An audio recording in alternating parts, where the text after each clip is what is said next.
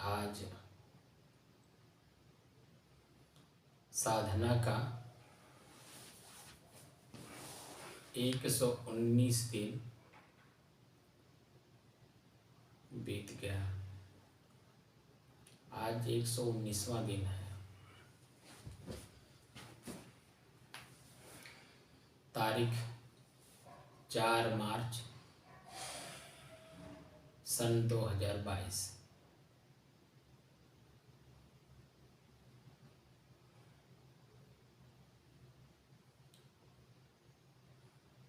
जो लोग इस साधना में आ रहे हैं, अब उनका मन ज़्यादातर शांत हो गया है।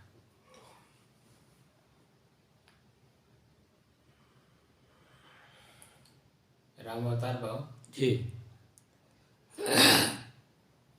आपके मन में कोई प्रश्न तो नहीं किसी भी प्रकार का? नहीं साहब, कोई प्रश्न नहीं है।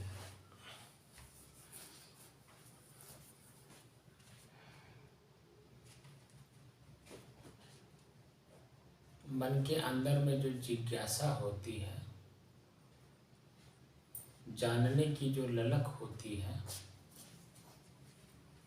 वो बाहर की वस्तु होती है जिसे हम कान से सुन रखे हैं, आँख से देख रखे हैं, हाथ से छू लिए हैं, दे दिए हैं, ले लिए हैं, जीभ से जो हम स्वाद ले रखे हैं, पैर से चल करके जहाँ जहाँ जिस जिस स्थान पर हम आँख से देखकर, कान से सुनकर, मन में जो कल्पना बनाए हुए हैं, एक कल्पना ही हमें शांत रहने नहीं देता है।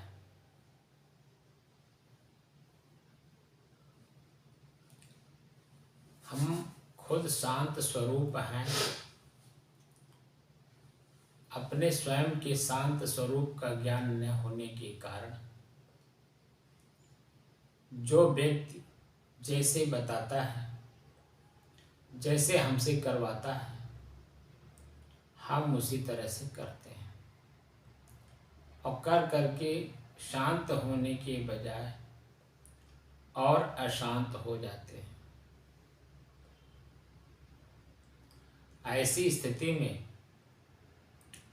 जो वास्तव में मार्गदर्शक हैं, वह भी उन्हीं लोगों के जैसे दिखने लगते हैं, क्योंकि हम कई बार कई चीज़ों को करके, देख के, सुन के पश्चाताप में डूबे हुए हैं। इसीलिए आदमी के अंदर में जिज्ञासाएं होती हैं गुरु के प्रति। जो वास्तविक मार्गदर्शक हैं, जिन्हें गुरु कहा जाता है, उनके सामने तमाम प्रकार के प्रश्न रखे जाते हैं, जो हमने देखा है, सुना है, भोगा है।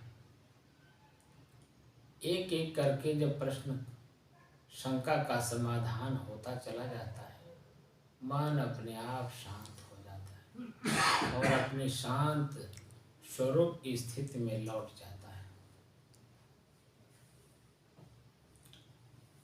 ये जो साधना हम लोग कर रहे हैं, भगवान और ईश्वर,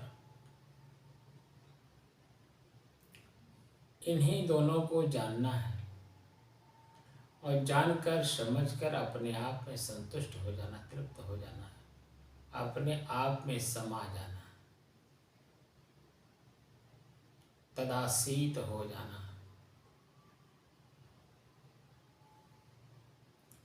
तदरूप, तद्भव और तदासीत। तो तद्भव, तद्रूप तक तो ज्ञान की जरूरत है, चलने तक की जरूरत है, लेकिन जब तदासीत हो जाया जाता है, वही हो जाया जाता है, तो वहाँ क्रियाएं, किसी भी प्रकार की क्रियाएं नहीं होती हैं।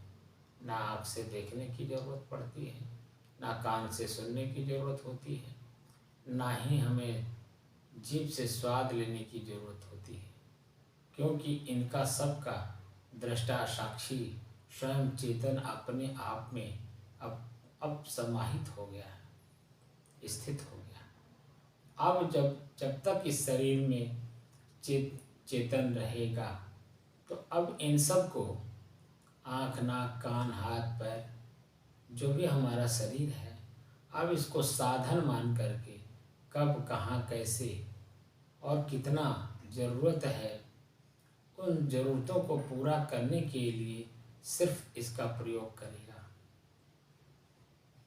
बाहर की वस्तु सिर्फ शरीर को चलाने के लिए है। ये समझ करके, साधन समझ करके कार्य करने की जरूरत होती है। तो ईश्वर से तात्पर्य है अपने ही श्वास को अपने से ही अलग अनुभव करिए। हमारे श्वास में क्या व्यवधान है, क्या आनंद है, क्या सुख है, क्या स्थिति है श्वास की, इन सब को निरीक्षण परीक्षण करने के बाद मैं कौन हूँ, मैं ही तो निरीक्षण परीक्षण करने वाला चेतन आत्मा हूँ। इस बात की जानकारी जब हो जाती है, स्थिरता आ जाती है, तो तटस्थ होकर के सारा कार्य किया जाता है। तो कार्य करते समय मन मस्तिष्क उसी में लगातार बना रहता है।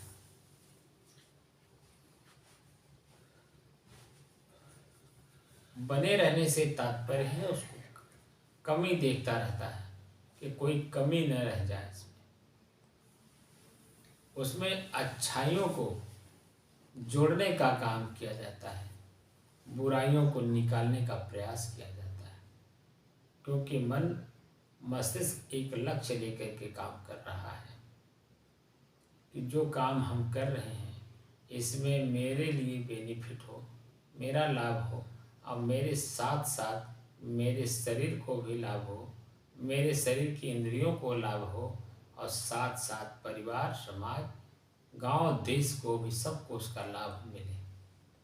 यानी सभी लोग प्रसन्नचित्त हों और सभी लोग यही कहें कि ये कार्य बहुत ही अच्छा हुआ, संपन्न हुआ बहुत ही अच्छे तरीके से। जब तक वो कार्य निपट नहीं जाता है तब तक मन एकदम एकाग्र, स्थिर और शांत भाव से उसे किया जाता है। जैसे एक बहुत बड़ा उदाहरण आपको दे रहा हूँ। जिस माता पिता के पास एक लड़की होती है, लड़की का उम्र शादी योग्य हो गया, माता पिता वर ढूंढते हैं, लड़का ढूंढते हैं लड़की के लिए। तो ढूंढते ढूंढते जब मिल जाता है, मिल जाने के बाद बरछक्का से लेकर के और शादी हो कर के लड़की विदा जब तक नहीं हो जाती है तब तक मन एकाग्र, स्थिर और शांत करके उस कार्य को किया जाता है। और उसमें जितने भी अच्छाइयाँ हम जोड़ पाएँ सबको जोड़ा जाता है, ताकि कोई भी व्यक्ति मेरे दरवाजे पर आवे तो वह सुख का अनुभव करे। यहाँ जाने से सभी लोग अच्छे हैं, सभी लोगों ने आदर, सत्कार, भाव, प्रेम दिया, वह जीवन भर याद रहता है। शादियाँ होती हैं, माता पिता शादी करते हैं, नात बात हित मित्र गांव गढ़ी सभी लोग वहाँ उपस्थित होते हैं। तो 3 तरह से शादियाँ होती हैं। उत्तम पुरुष उत्तम प्रकार से शादी करता है अपनी बच्ची का, तो सतर्क सावधान रहता है, उसे सभी प्रकार के लोग उनके साथ भी रहते हैं। लेकिन जो बिगड़े हुए मानसिकता के लोग हैं वह एकदम बिल्कुल शांत रहते हैं, क्योंकि उनके ऊपर वाच किया जाता है, देख रेख किया जाता है, कोई गलती तो करने वाला नहीं है। क्योंकि जो शादी ठाना है उसको पता है 3 तरह के लोग होते हैं, रजोगुण, तमोगुण और सतोगुण। रजोगुण का स्वभाव का आदमी अपने रजोगुणी स्वभाव को प्रयोग करेगा। तमोगुणी स्वभाव का आदमी अपने तमोगुण का प्रयोग करेगा और सतोगुणी व्यक्ति अपने सतोगुण का प्रयोग करेगा। ऐसी स्थिति में वह सभी प्रकार की चीज़ों को देखकर, समझकर, जानकर तब उस क्रिया को प्रयोग करता है।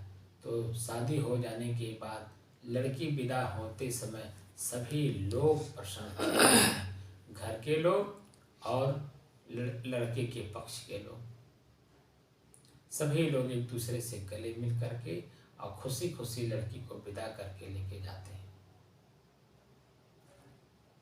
लेकिन देखा जाता है जो रजोगुणी स्वभाव के लोग हैं वह अंदर से प्रसन्न तो नहीं है, लेकिन ऊपर से दिखावा प्रसन्नता का जरूर कर रहे हैं। लड़की को विदा करके ले करके जाते हैं तो यहाँ तो कुछ नहीं कहते हैं, लेकिन वहाँ दिन प्रतिदिन शब्द बाण मार मार के उसे घायल करते रहते हैं उस लड़की को। यहाँ तो उन्होंने कुछ नहीं दिखाया, लेकिन जो तमोगुणी स्वभाव के लोग हैं वह अपने तमोगुण को साक्षात वहीं प्रकट कर देते हैं विवाह स्थल पर ही। तो क्या होता है, सभी लोग दुखी, लड़की पक्ष लड़के पक्ष सभी लोग दुखी। जब प्रत्यक्ष वर्तमान में ही जब दुख, पीड़ा, कष्ट, पश्चाताप, आत्मग्लानि महसूस हो रहा है, आगे क्या होगा। ये सभी चीज़ें अपनी कर्म कमाई है। हमारे अंदर में स्वतः रजोगुण, तमोगुण, सतोगुण सभी यहाँ पर उपलब्ध हैं। हम किसका प्रयोग कब कर रहे हैं, कैसे कर रहे हैं। जब आपका मन स्थिर होगा तो ये सारी बातों को चिंतन करेगा और चिंतन करके जो रजोगुण, तमोगुण, सतोगुण है उससे ऊपर उठ करके वो काम करेगा। तो ये सारे सहयोगी हो जाते हैं। व्यवहार पक्ष में ही ये तो परमार्थ है, परम अर्थ, परम माने श्रेष्ठ, अर्थ माने प्रयोजन। मानव जीवन का ही श्रेष्ठ प्रयोजन है आत्म कल्याण। अपने आप को अपने ही दुखों से, अपने ही कर्मों द्वारा अपने आप को मुक्त करना है, ये श्रेष्ठ प्रयोजन है। हम वासना में बंधे हुए हैं, इच्छाओं से ग्रसित हैं, अपने आप को मुक्त करना है। कैसे करेंगे, इसका सानिध्य संत गुरु के अलावा कोई नहीं कर सकता। गुरु तो बहुत हैं अपने आप को बनने के लिए, बनते भी हैं, बन भी रहे हैं और हैं भी, लेकिन संत गुरु जब तक आपको नहीं मिलेंगे वास्तविक स्थिति से अवगत नहीं हो सकते हैं। आपके बाहरी धन को लूटने के लिए तो बहुत लोग हैं, लेकिन आपके आंतरिक धन को आपको बता करके, सुखी करके उसमें अपने आप को सुखी करने वाले लोग बहुत कम हैं। उंगली पर गिन सकते हैं सिर्फ। और गुरु बन करके दूसरे को पर उपदेश दे करके अपने सुखी जीवन जीने के लिए तो अनेकों लोग हैं जिन्हें आप उंगली पर गिन नहीं सकते। आप दिशा भ्रमित हो जाएंगे। तो सबसे पहले जो वास्तविक स्थिति है, शब्द जो भी बोला जाता है या सुना जाता है, शब्द के बारे में पूर्ण जानकारी रखना चाहिए। शब्द ब्रह्म है। आपके अपने भाव को प्रकट करने के लिए, दूसरे को अपने भाव को बताने, उनसे कराने या उनसे लाभ लेने के लिए शब्द का ही प्रयोग किया जाता है। और शब्द भी 3 तरह से होते हैं, रजोगुण के, तमोगुण के और सतोगुण के। उत्तम पुरुष उत्तम शब्दों का प्रयोग करता है जो सतोगुण में आता है। मध्यम पुरुष मध्यम शब्दों का प्रयोग करता है जो रजोगुण में आता है। और निम्न पुरुष निम्न शब्दों का प्रयोग करता है जो तमोगुण में आता है। एक ही क्रिया में ये तीनों चीजें साथ साथ रहती हैं। अब जिसकी जैसी चुंबक की शक्ति होती है, यानी मन मस्तिष्क के अपने चिंतन जैसे होते हैं, वैसे शब्द का प्रयोग वो व्यक्ति करता है। संगत का असर भी पड़ता है। अपने अंदर में चंचल मन और स्थिर मन का भी प्रभाव पड़ता है। चंचल मन तमोगुणी होता है, वो चंचलता में हो जाएगा, उसे मैं क्या कर रहा हूं, शब्द की कीमत वो समझता ही नहीं, वो तमोगुणी है। हमें तमोगुण से ऊपर उठना है, अपने ही कर्मों को अपने से ऊपर उठाना है। इसलिए ईश्वर का प्रयोग करिए। अपने ही मन को साधने के लिए ईश्वर शब्द का प्रयोग करिए। अब बहुत सहज है, ईश्वर हर जगह उपलब्ध है। कोई ऐसा जगह नहीं जहां उपलब्ध ना हो। ई प्लस स्वर, ई माने स्वर माने श्वास। आपका श्वास अपने भीतर जाने में हर जगह उपलब्ध है, जिसे आप हवा कहते हैं। हवा हर जगह उपलब्ध है। तभी तो आप जहाँ भी जाते हैं सहज भाव से आप श्वास लेकर के अपने शरीर को जिंदा रख पाते हैं।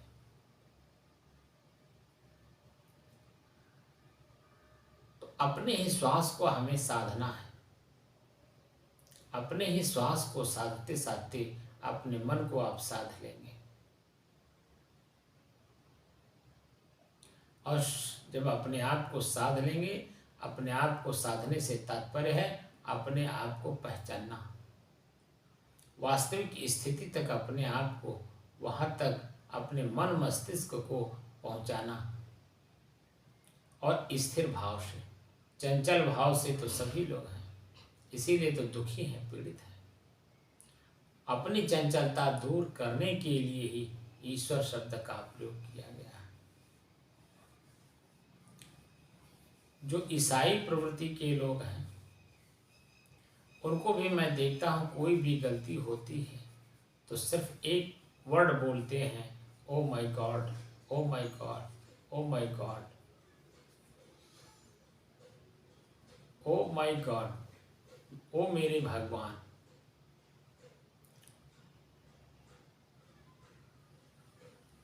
अब ओ माय गॉड बोलते तो हैं, चंचलता में बोलते हैं, उन्हें पता नहीं ओ माय गॉड का डिफिनेशन क्या है। गॉड शब्द में तीन वर्ड है, GOD, गॉड, जिसका सीधा सीधा फंडा है जनरल ऑफ डेवलपमेंट। जो सामान्य प्रकार से आपके शरीर को डेवलप कर रहा है वह आपका अपना श्वास है। आपके अंदर में जो विकास हो रहा है, शरीर का जो ग्रोथ हो रहा है, वो आपके अपने ही श्वास के द्वारा। वही आपके शरीर को, शरीर तीन प्रकार का है, या हमने बताया था आप लोगों को, स्थूल शरीर, सूक्ष्म शरीर और कारण शरीर। तीनों का विकास जिससे होता हो वही गॉड है।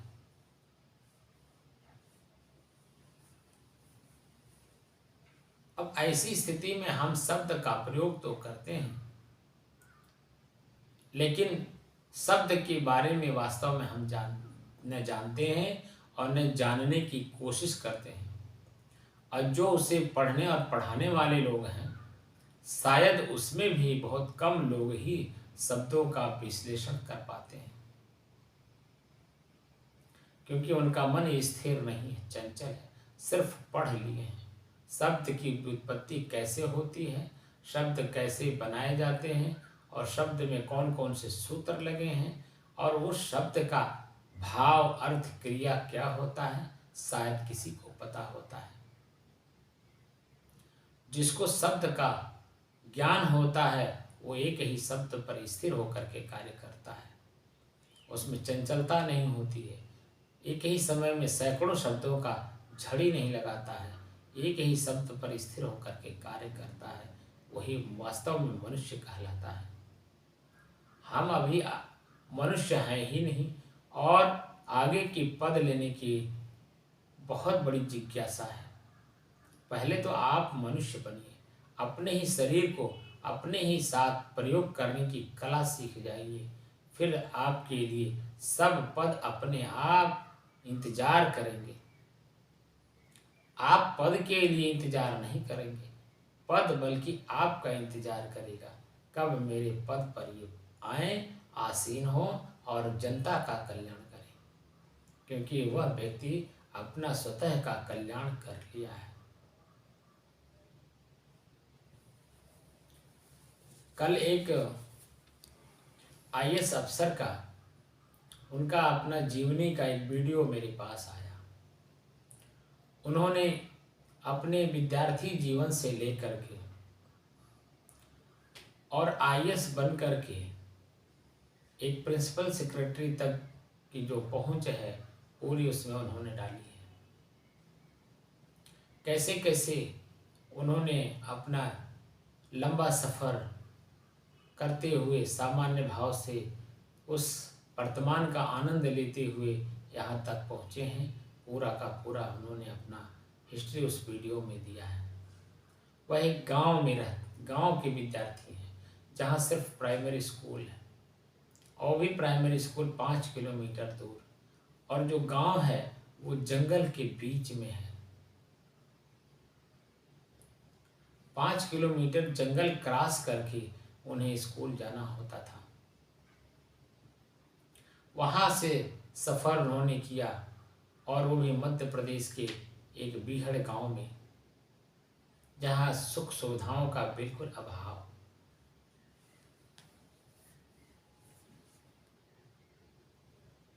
और अपने ही जीवन का उन्होंने हिस्ट्री दिया है कि एक टाइम बनाते थे, 2 टाइम खाते थे, और सिर्फ पढ़ने में अपना मन लगाते थे।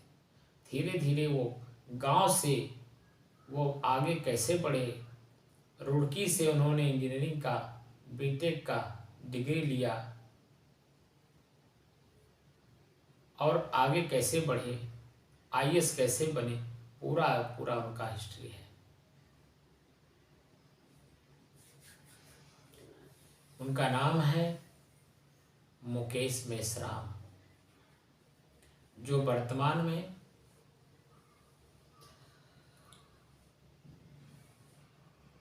पर्यटन सचिव हैं, पर्यटन सचिव और संस्कृत सचिव। उन्होंने अपनी वीडियो मेरे पास भेजी, दिखाया उन्होंने अपना, मैंने देखा उसे। तो जो व्यक्ति वास्तव में अपने अंदर में सोई हुई शक्ति को जगाता है, वही वास्तव में लंबा सफ़र करके जीवन में एक बहुत अच्छा समाज बनाने की कोशिश करता है, क्योंकि स्वयं अपने आप को उन्होंने परिमार्जित किया है। जो व्यक्ति अपने आप को परिमार्जित करता है, वास्तव में वही प्रेजेंट में रह करके, प्रेजेंट में कौन सी बुराई कहाँ आ रही है, कैसे आ रही है, किस रूप में आ रही है, उस सारी चीज़ों को देखता है। ये सभी के अंदर में है, बशर्ते हम जागृत किसको कर रहे हैं, कैसे कर रहे हैं, किस रूप में कर रहे हैं, क्यों कर रहे हैं।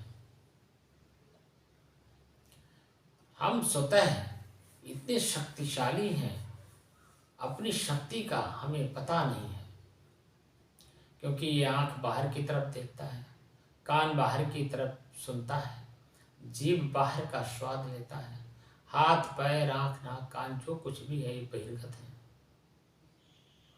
हमारे शरीर की क्रियाएं बहिर्गत हैं, हम इसी में उलझे हुए हैं। जो इन उलझनों को अपने आप से खत्म कर लेता है, वही आगे की जो स्थिति है उसे समझ पाता है, और समझ करके वास्तव में उस लेवल पे जा पाता है जो वो चाहता है।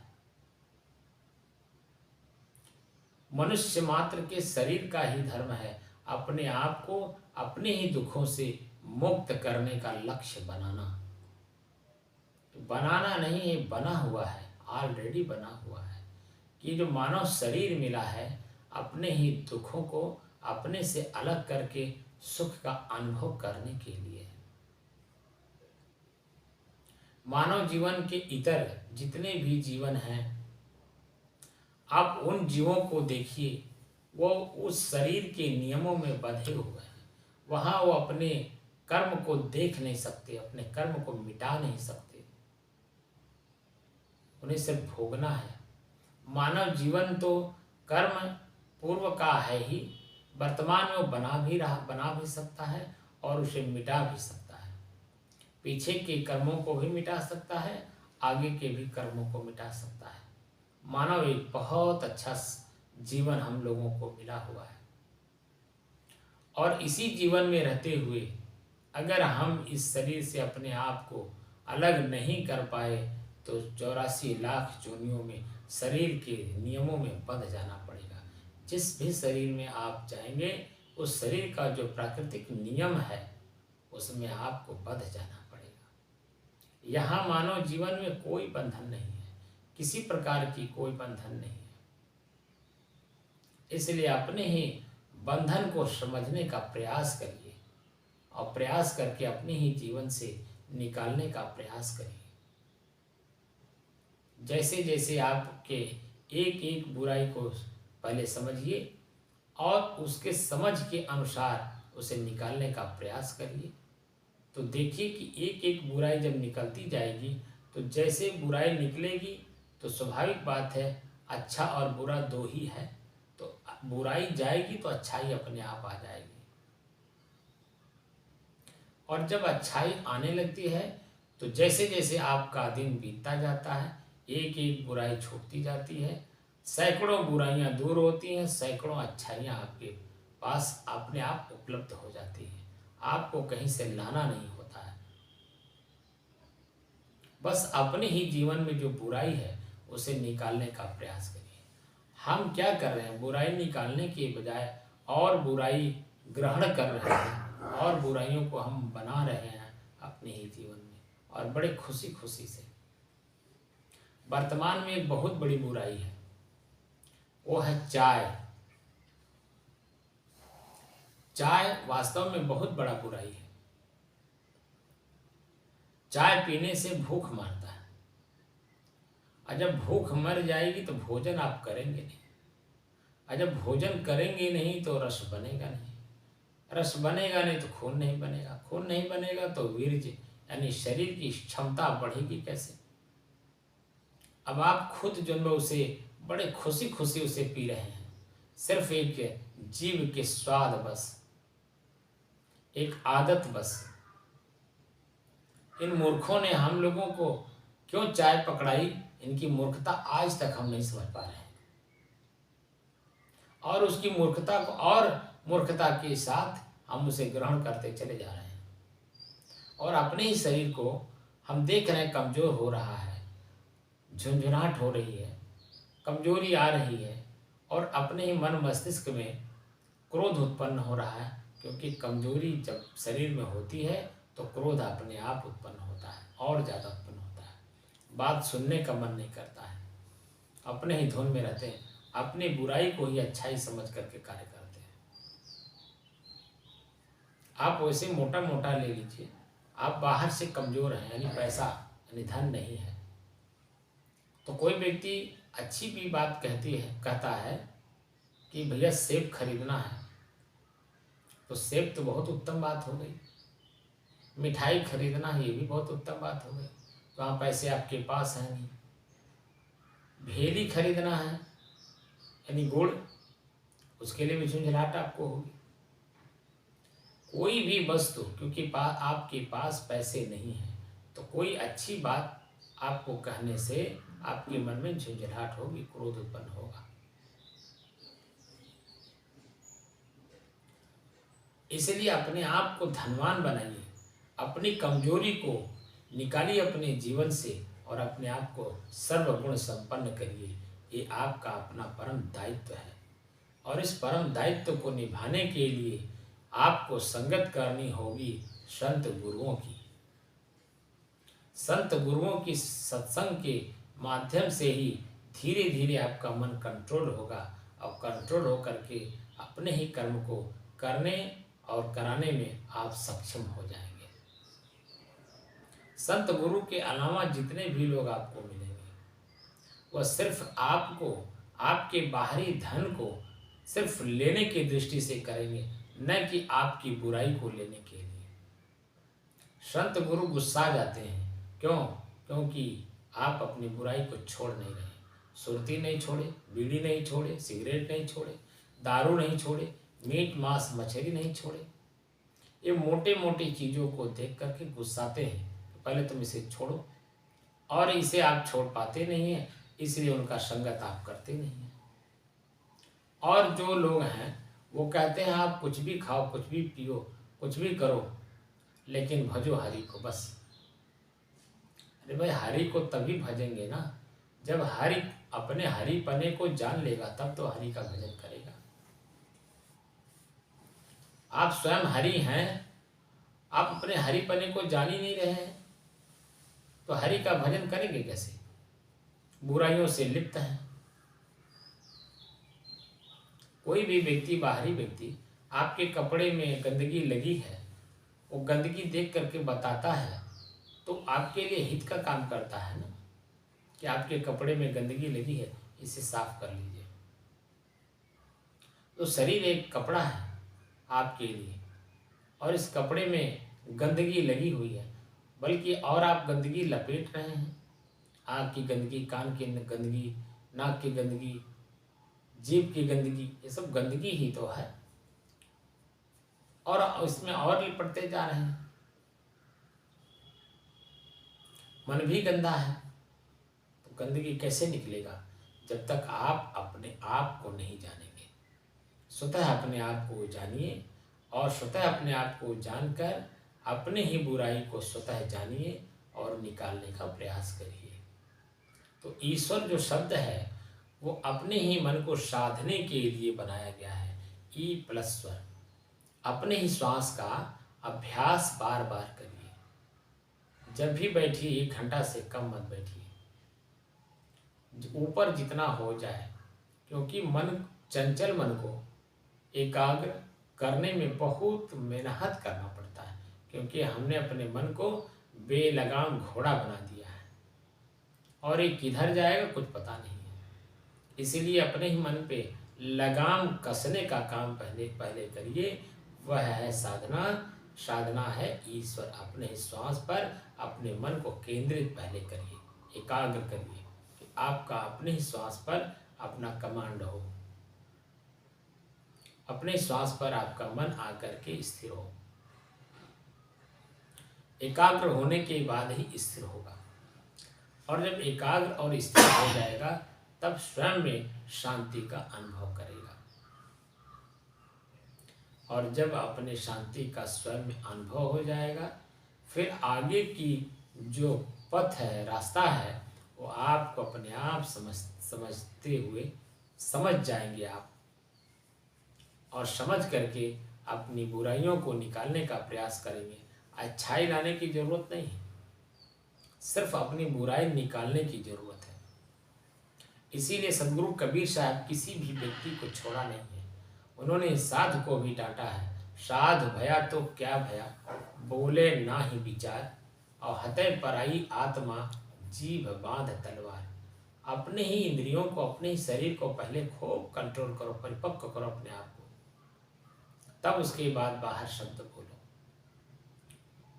उपदेशकर्ता को यानी गुरुओं को भी बहुत डांट पिलाई है। मैं चितवत हूँ तो ही को तू चितवत कछुआ, लानत ऐसे चित्त पर एक चित्त दूठा। अपनी चित्त को अपने में स्थिर नहीं किया, थोड़ी सी जानकारी हो गई तो दूसरे को पर उपदेश देने में लग गया। पर उपदेश कुशल बहु तेरे, जे आचरण ते नर न घनेरे। बब्बा बरबर करे सब कोई, बरबर करे काज नहीं हुई। बहुत सारी बातों को बोला है। इसलिए अपनी स्थिरता का बोध करिए, स्वयं में स्थिर होइए। आपके आचरण को ही देख करके लोग प्रभावित होते चले जाएंगे। आपको माइक लेकर के डंका बजाने की जरूरत नहीं। इसलिए इस साधना में जो भी आवे, अपने ही मन पर अपने ही श्वास पर अपना कमांड हो, अपनी पकड़ हो, या हमसे 1 मिनट के लिए भी इधर उधर ना होने पावे। तो जो श्वास है, अपना ही श्वास, इस श्वास को आज साधते साधते हम लोगों को 119 दिन हो गया।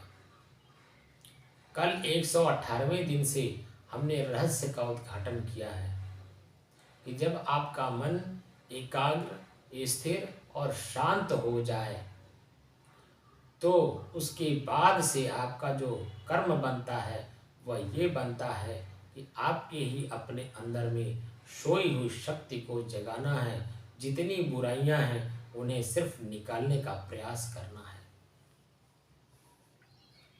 सबसे पहले जो भौतिक रूप से हम लोग सामाजिक जीवन में एक बुराई बहुत बड़ी ले रखे हैं वो है चाय।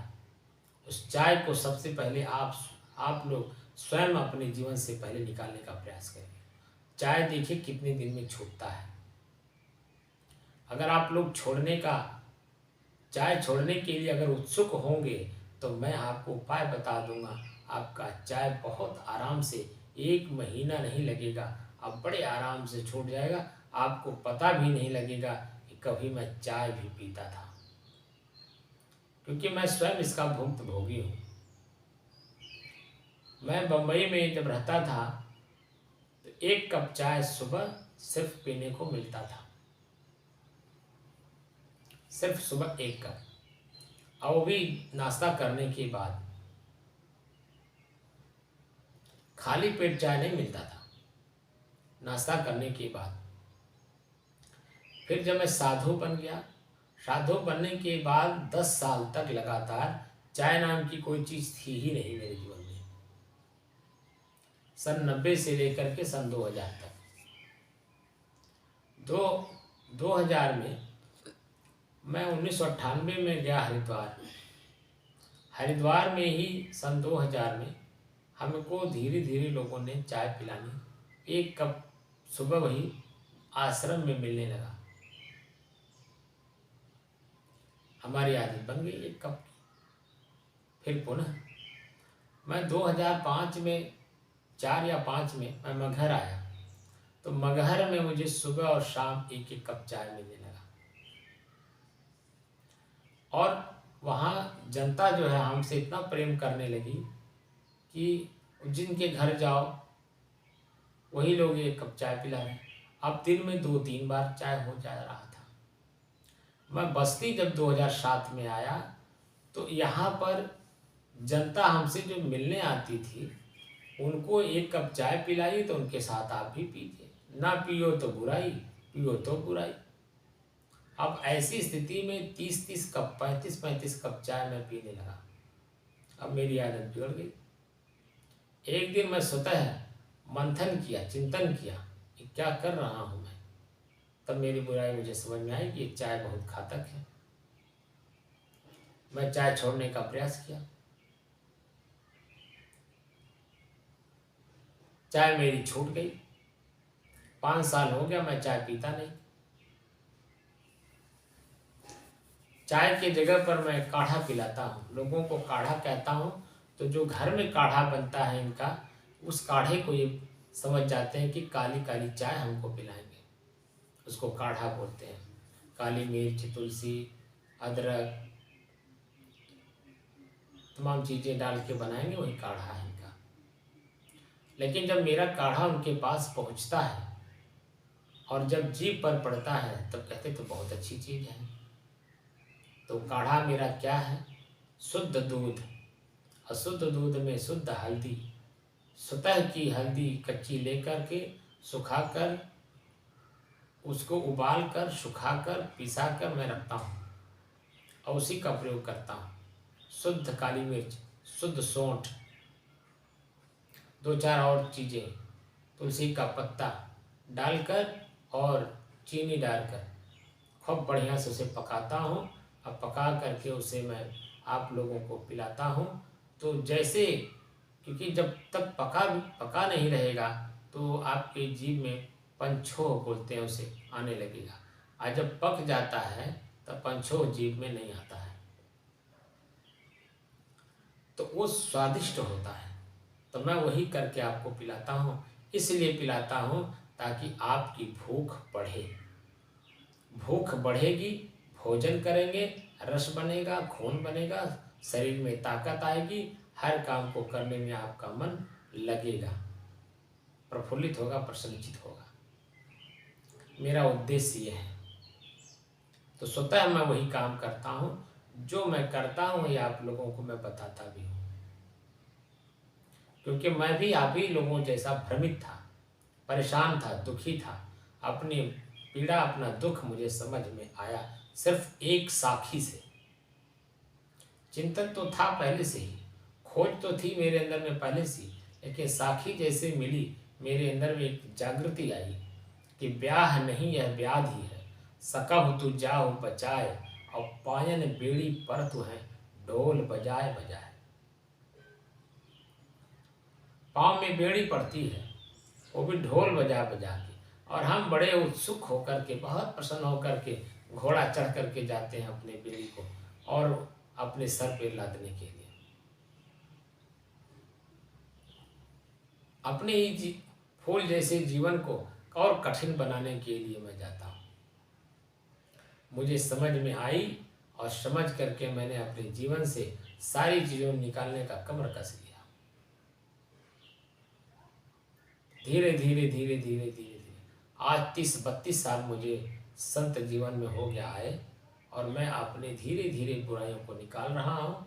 जहाँ तक मैं पहुँचा हूँ वो आपके सामने है, और आगे भी जितनी भी मेरे जीवन में बुराइयाँ होंगी उसे धीरे धीरे निकालूंगा, क्योंकि अकता करके काम करने में अपने ही साथ अपना मन धोखा कर जाता है।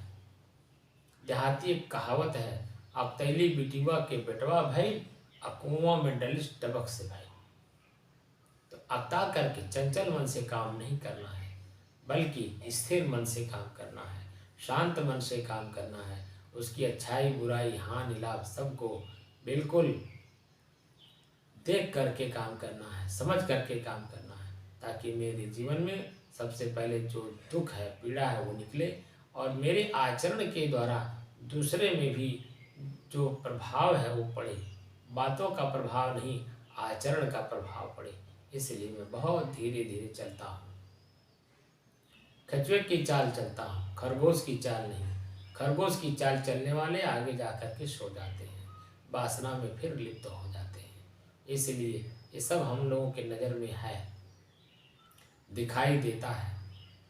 इसलिए मैं चाहता हूँ कि आप सब लोग भी धीरे धीरे चलिए और अपने मंजिल को प्राप्त करिए। अपने जो वास्तविक स्थिति है, मन के अंदर में जो बुराइयां हैं, इन्हें निकाल करके शांत कर लीजिए, और अपने शांत स्वरूप में वापस स्थापित हो जाइए। ये मेरी शुभकामना है कि आप लोग भी अपने जीवन में शांति स्थापित करिए।